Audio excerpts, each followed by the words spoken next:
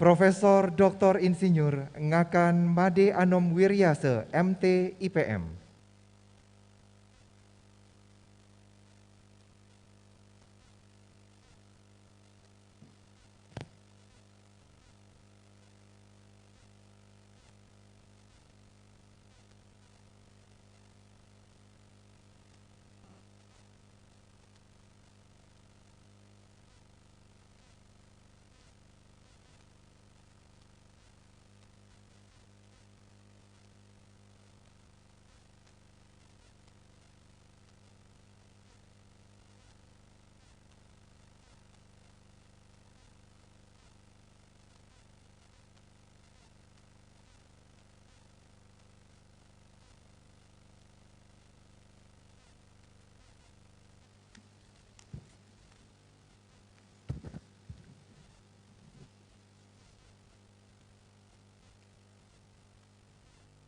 Om Swastiastu.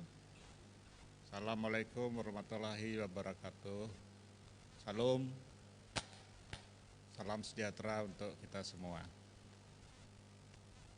Yang terhormat Bapak Rektor Universitas Udayana beserta seluruh wakil rektor. Yang kami hormati Bapak Ketua Senat dan Sekretaris Senat beserta seluruh anggota Senat Universitas Udayana, Bapak Ibu para dekan dan direktur pasca sarjana seluruh Universitas Udayana di lingkungan Universitas Udayana, Bapak Ibu para guru besar baru yang kami hormati, dan seluruh undangan yang tidak dapat kami sebutkan satu persatu.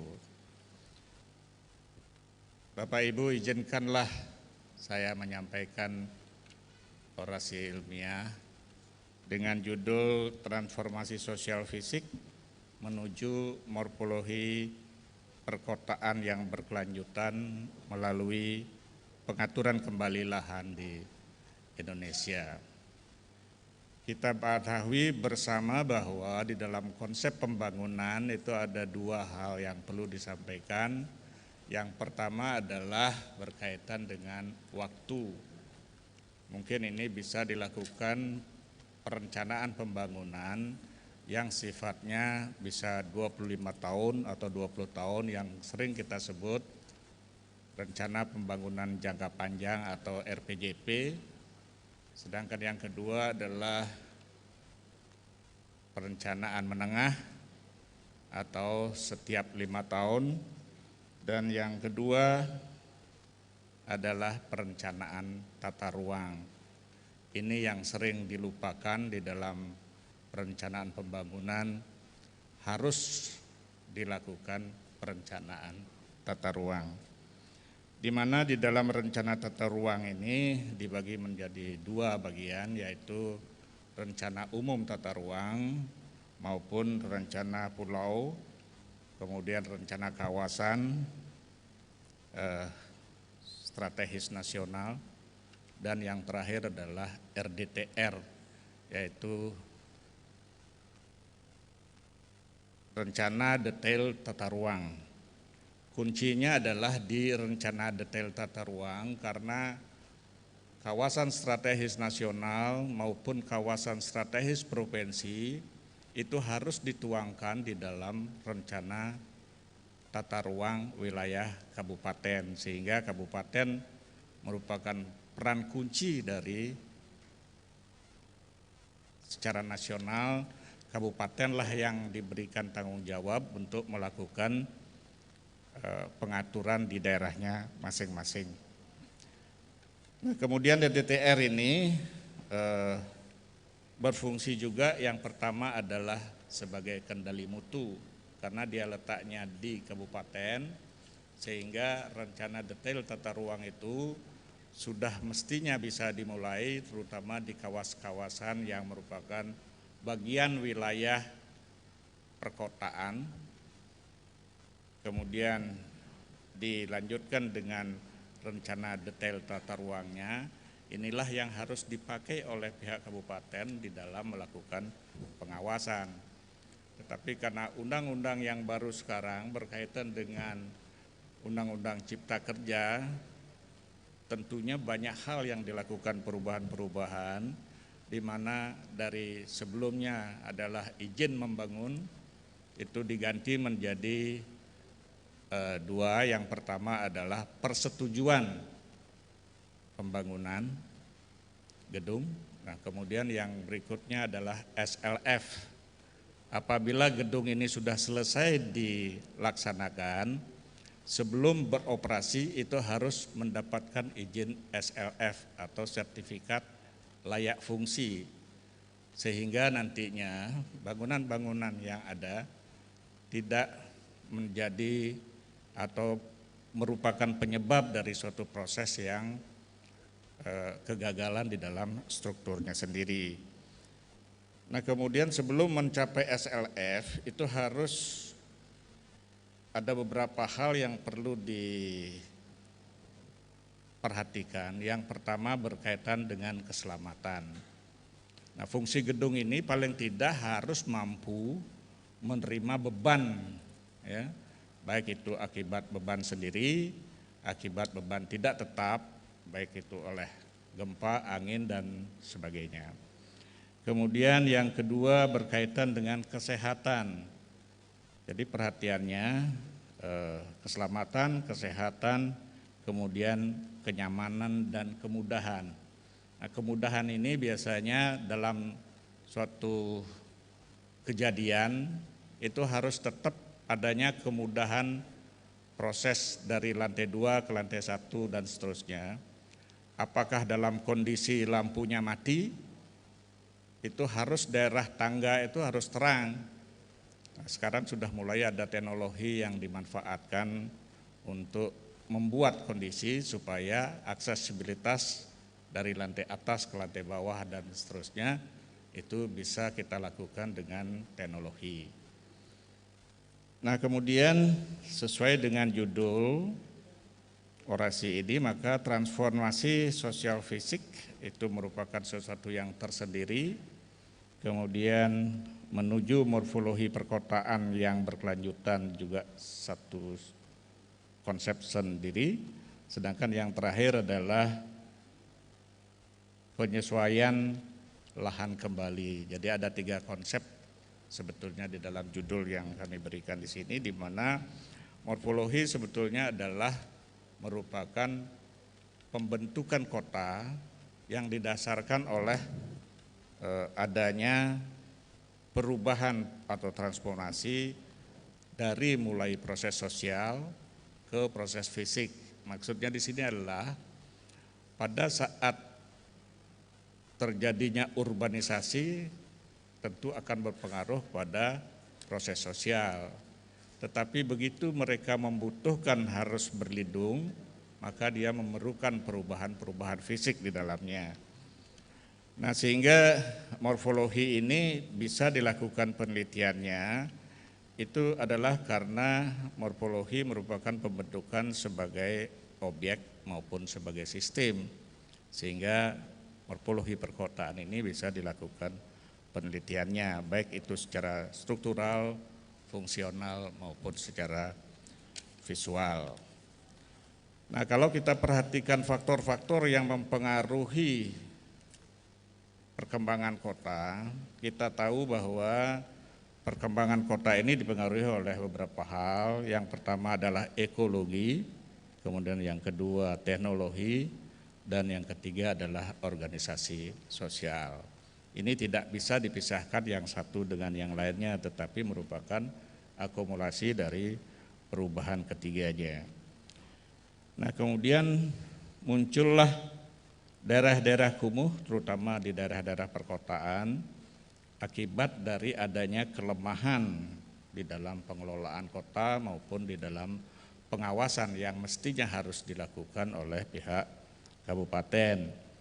Yang pertama adalah masalah kelangkaan, ya, di mana kita tahu bahwa tanah-tanah di kota atau lahan di kota akan semakin mahal sehingga akan terjadi kelangkaan yang tidak memungkinkan untuk dikembangkan.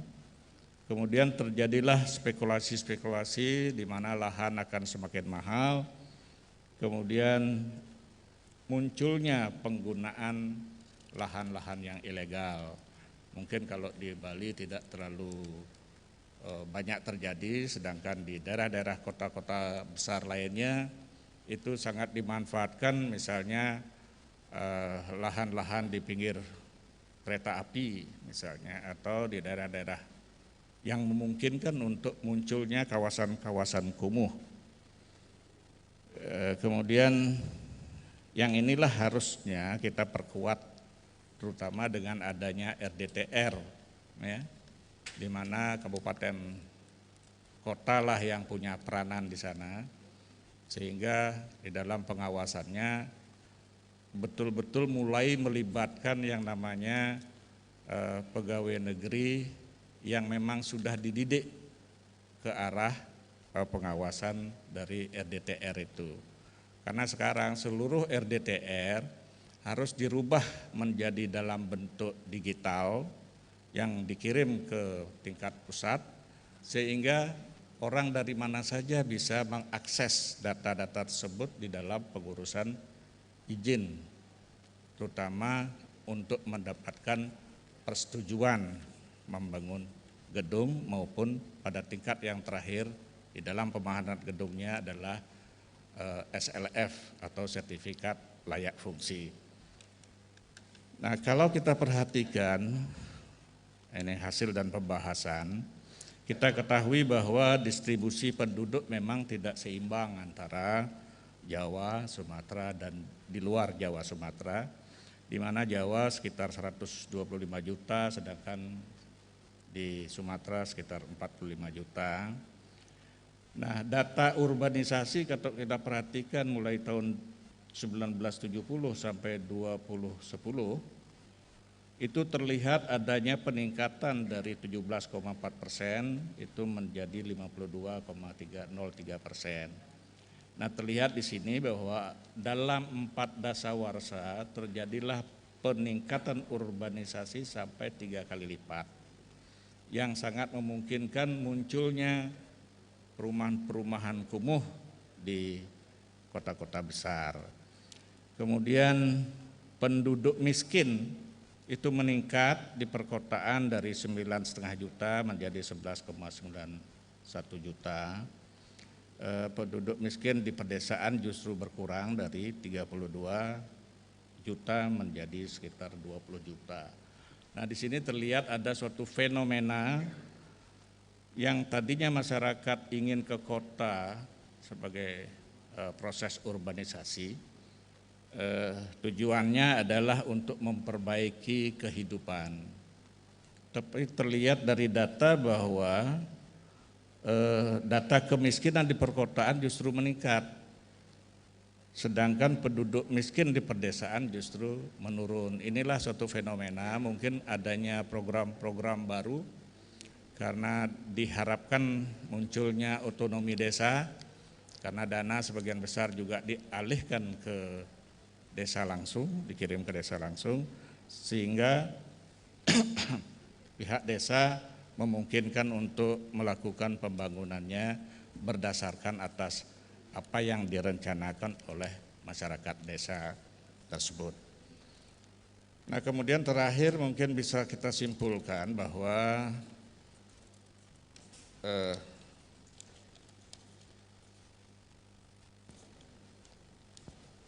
yang pertama perlu diketahui bahwa banyaknya muncul perumahan-perumahan kumuh di perdesaan yang memungkinkan, yang mestinya tidak terjadi kalau memang pengawasan tata ruangnya diutamakan oleh pihak pemerintah tingkat 2.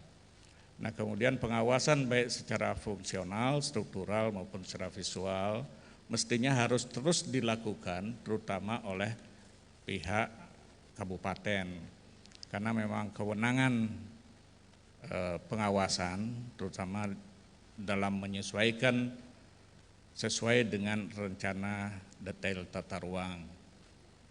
Nah, untuk rencana detail tata ruang mestinya itu harus ada komunikasi antara pihak kabupaten maupun masyarakat, terutama masyarakat di desa harus diajak bicara apakah lahan mereka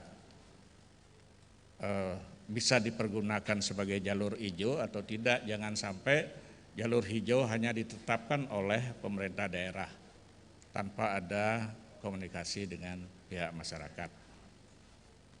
Nah, itu beberapa kesimpulan yang bisa saya berikan, dan terakhir mungkin saya ucapkan terima kasih.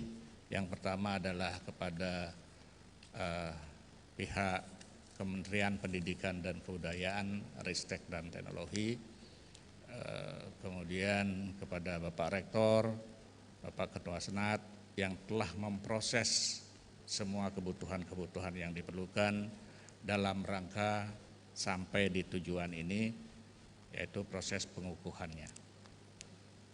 Kemudian kepada guru-guru kami, baik dari SD, SMP, SMA, maupun mahasiswa, semua dosen, karena gurulah yang mampu merubah sikap dan mental saya, karena perannya mampu menjadikan atau sering kita sebut guna tita dan rupa wardita yang sangat mempengaruhi proses di dalam pendidikan saya di masa kecil. Kemudian saya tidak lupa ucapkan kepada teman-teman dosen yang ada di lingkungan Fakultas Teknik atas supportnya sehingga saya sampai di sini. Terutama sebagai pembimbing saya, yaitu Insinyur Cokodo Gede Mayun, mantan Dekan Fakultas Teknik, kemudian Insinyur Iwayan Sedana, dan pembimbing saya di S2 Profesor Insinyur Rahmat Purwono MSc dan Profesor Insinyur Triwulan yang dari ITS, kemudian Bapak Ibu pembimbing saya di S3 FEB Fakultas Ekonomi dan Bisnis, yaitu Profesor Dr. IGK Bendese MADE. Kemudian yang kedua Profesor Dr. Made Suyana Utama SEMP, Profesor Putu Alit Sutunaya STMNSC PhD. Nah, itu banyak yang merubah sikap mental saya, terutama di dalam proses pembimbingan, di dalam memberikan pengarahan-pengarahannya. Dan yang berikutnya tidak lupa saya ucapkan kepada seluruh keluarga besar atas harapan, ya, dorongan sehingga saya sampai di sini, dan kepada kedua orang tua saya yang sudah almarhum, walaupun tidak hadir secara fisik di ruangan ini, tetapi saya merasakan kehadirannya, sehingga saya ucapkan terima kasih atas semua hal-hal yang pernah diberikan mulai dari lahir sampai sekarang berdiri di sini. Dan kepada istri yang tercinta, mudah-mudahan tidak bosan-bosan untuk selalu mendampingi, karena lebih dari separuh umur saya pakai untuk kuliah, dan banyak hal yang terjadi dalam proses tersebut yang bisa dimaklumi oleh keluarga semua. Dan kepada anak-anak yang tercinta dan semua cucu, mudah-mudahan bisa mengikuti jejak, ya, kakeknya sampai pada proses pendidikan yang tertinggi. Saya kira demikian yang bisa saya sampaikan, dan saya akhiri dengan Astungkara. Om Santi Santi Santi Om. Assalamualaikum warahmatullahi wabarakatuh.